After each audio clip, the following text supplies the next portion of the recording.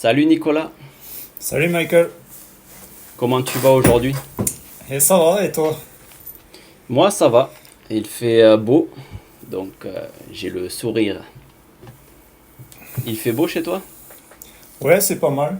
Il y a quelques nuages et un peu de vent. Ok, d'accord, donc c'est bien, c'est l'été presque. Ouais, Ouais. L'été c'est le 21 juin, c'est ça? je ne me rappelle jamais de la date. Si, c'est normalement c'est le 21 juin, ouais. Ouais, donc c'est bientôt. Et aujourd'hui j'étais sur Instagram et j'ai vu le top 50 des meilleurs fromages du monde. Et le premier, c'est le camembert. Est-ce que tu es Ah ouais. d'accord avec ça? Oui, je suis entièrement d'accord.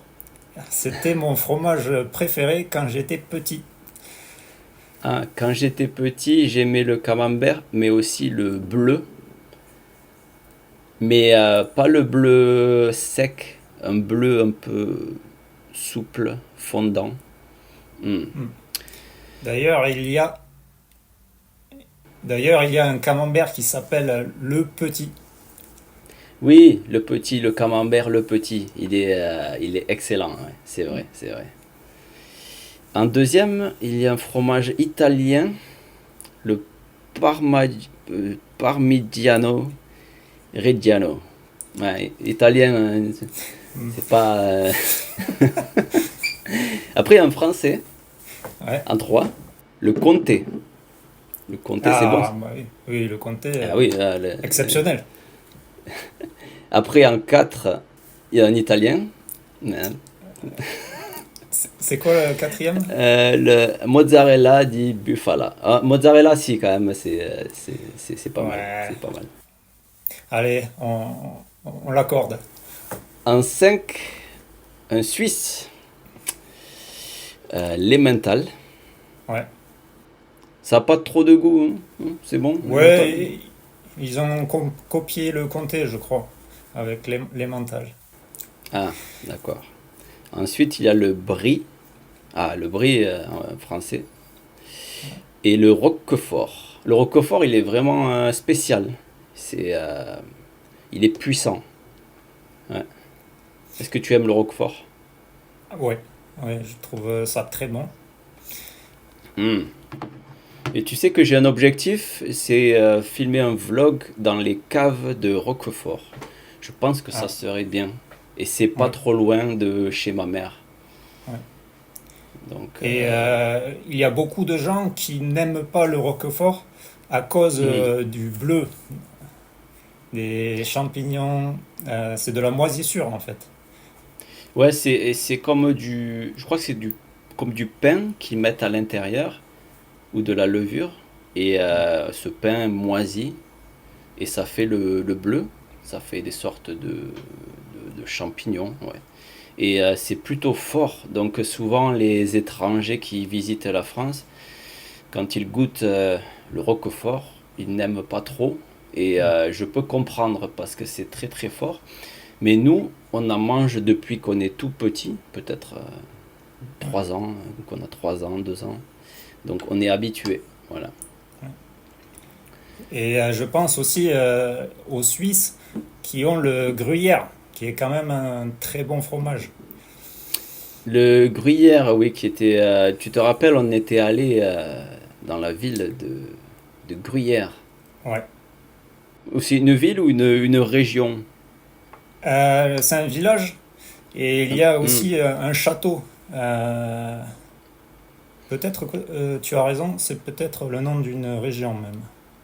Je crois que c'est la région de Gruyère. Je me rappelle que c'est très vert. C'est Ouais. très joli, ouais. Ouais, c'est vrai. C'est Et vrai. d'ailleurs, dans le vrai gruyère, il n'y a pas de trou. Alors que Ah, souvent, dans celui qu'on peut acheter dans les grandes surfaces, dans les magasins, il y a des trous dedans. Donc c'est une bonne façon de savoir si c'est du vrai gruyère ou pas. donc souvent on mange du faux gruyère. D'accord. Et tu sais que dans le gruyère, c'est pas trop calorique parce que dans les trous, il n'y a pas de calories. C'est le fromage le plus diététique. Zéro calorie dans les trous. Voilà. Mais tu sais que ça fait longtemps que j'ai pas mangé de fromage et je vais peut-être en acheter aujourd'hui. Ça me donne envie. Ouais. Moi, j'ai de la feta dans le frigo. C'est Un fromage et la feta, c'est grec. italien ou grec? Grec, ouais. Ouais. C'est bon aussi, ouais. C'est bon, mais ça a pas trop de goût. C'est assez salé Hum, et ça va bien dans les salades. hum. Euh, D'ailleurs, je dois faire une salade grecque dans pas longtemps avec des oignons rouges, tomates et donc feta. Je me Et rappelle en Grèce et même en Albanie, j'avais mangé des salades comme ça, ouais. voilà. Je crois qu'ils rajoutent aussi des olives noires. Ouais, ouais, ouais, ouais. Et sinon, je voulais parler de quelque chose qui s'est passé la semaine dernière. C'est dans l'avion du président français, on a vu une petite vidéo où la femme de Macron le pousse, lui pousse la tête. Ouais. Et ensuite, il se retourne face caméra et il est comme ça. Et c'est une vidéo très marrante et donc on ne sait pas vraiment s'ils se disputaient, s'ils se battaient. Mais ce que j'ai aimé, c'est la réaction de Macron très professionnelle après. Ouais. Est-ce que tu penses qu'ils se disputent souvent dans ce couple? Non, je pense que c'était pour jouer. J'espère. Hmm. Euh, Parce que voilà, je pense que ça arrive dans les couples de chahuter et que on se pousse comme ça. Mais Elle l'a poussé très fort quand même, ça avait l'air assez violent, assez hmm, intense. Hein. d'accord. Donc je sais pas, je sais pas.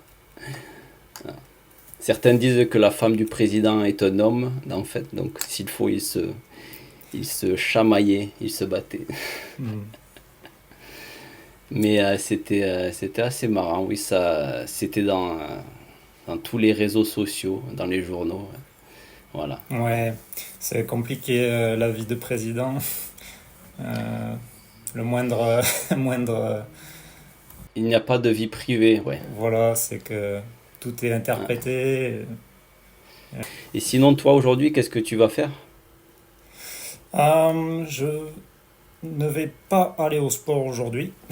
J'attends Ouais. demain. Hmm, et je ne vais même pas manger parce que j'essaye d'introduire des périodes de jeûne. Donc, je ne vais pas faire grand-chose. Peut-être aller un peu marcher. Et voilà. Ok, donc tu vas te promener, ouais. Ouais. Et toi? Moi, je vais sortir un peu avec des amis, faire un petit tour dehors et profiter de mon dimanche après-midi tranquillement. Hmm. Je pense que je vais aller manger, peut-être acheter du fromage et, euh, et voilà, une journée tranquille pour se reposer. Et demain, lundi, je reprends le travail. Je vais Ouais. éditer ce podcast, faire les flashcards et, euh, et voilà. Hmm. Et aussi pour l'apprentissage du japonais, j'ai un peu changé ma façon d'apprendre. Maintenant que j'ai déjà étudié beaucoup de flashcards, j'essaie de faire ce qu'ils appellent en anglais de l'active recall. C'est au lieu d'entendre du japonais et d'essayer de comprendre ce qu'ils disent, maintenant j'ai la phrase en français et je dois essayer moi-même de me rappeler euh, de la traduction en japonais. Et ça Ah oui. demande beaucoup plus d'énergie de produire plutôt que de juste comprendre. Donc je commence petit à petit. J'ai fait 5 minutes aujourd'hui, je vais essayer de faire 5 minutes, 10 minutes demain et augmenter le volume. Et bien sûr faire des flashcards d'écoute à côté. Mais je pense que si je veux commencer à parler correctement, il faut que je fasse ça, que j'apprenne à parler, tout simplement. Ouais. Mais ça demande beaucoup d'énergie cérébrale. Ouais. Le japonais. T'as pas pris la langue la plus facile. Et c'est la langue, une des langues les plus différentes de nos langues européennes, donc Hmm. c'est compliqué. Et toi, vu que tu es en Lettonie, est-ce que tu apprends la langue? Non, je ne fais aucun effort, mais quand je vais dans les supermarchés faire les courses, je suis toujours confronté à de nouveaux mots lettons. Et Hmm, finalement, j'apprends un peu la langue grâce à ça. Je connais quelques noms de produits. d'accord, donc tu apprends dans des situations réelles. Ouais. Mais c'est très lent par rapport à l'apprentissage quand on fait des efforts et qu'on essaye vraiment d'apprendre. Ça n'a rien à voir. Hmm. Donc je vois que en quelques mois, je n'ai pas fait beaucoup de progrès, alors que quand j'essayais d'apprendre l'ukrainien, ça allait beaucoup plus vite. Oui, c'est vrai que des fois, il y a des personnes qui vivent dans un pays pendant 20 ans et ils ne parlent pas la langue Ouais. parce que on a l'impression que ça se fait naturellement, mais si on n'a pas beaucoup de contacts et qu'on ne rencontre pas énormément de gens, c'est difficile d'apprendre. Quand on est enfant et qu'on va à l'école, on est obligé. Mais je connais dans le village de ma mère, il y a une famille de Polonais, une femme et un homme. Et la femme est beaucoup plus sociable, donc elle parle français. Mais le Mm. mari, il travaille, il rentre chez lui.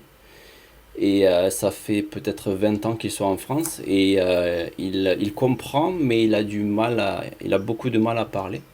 Donc Mm. ça dépend aussi euh, de la personnalité, de l'envie de communiquer. Parce que je pense que sa femme a très envie de communiquer, donc naturellement elle l'a appris. Et lui, il est plus, peut-être plus timide, et donc il a eu beaucoup plus de mal. Et peut-être qu'il n'a pas les outils, il n'a pas pensé à faire des flashcards. C'est des gens de l'ancienne époque, donc ils ne connaissent peut-être pas tous les outils, ils ne connaissent pas notre chaîne. Donc, Et peut-être que comme il n'aime pas parler, s'il est timide, il préfère ne pas apprendre la langue. Comme ça, il est tranquille. Il n'a pas besoin de parler dans la vie de tous les jours euh, ah oui, aux c'est gens. vrai que pour les gens timides, aller dans un autre pays et dire je parle pas, c'est pratique. Ouais. Et ouais, c'est vrai. J'avais pas pensé à ça, c'est vrai. C'est peut-être une stratégie. Et oui, oui, oui, c'est vrai, c'est vrai. Et tu penses t'y mettre sérieusement à apprendre le laiton Oui, je pense qu'avec le temps, j'essaierai d'apprendre le laiton, mais c'est encore bien différent de toutes les langues que je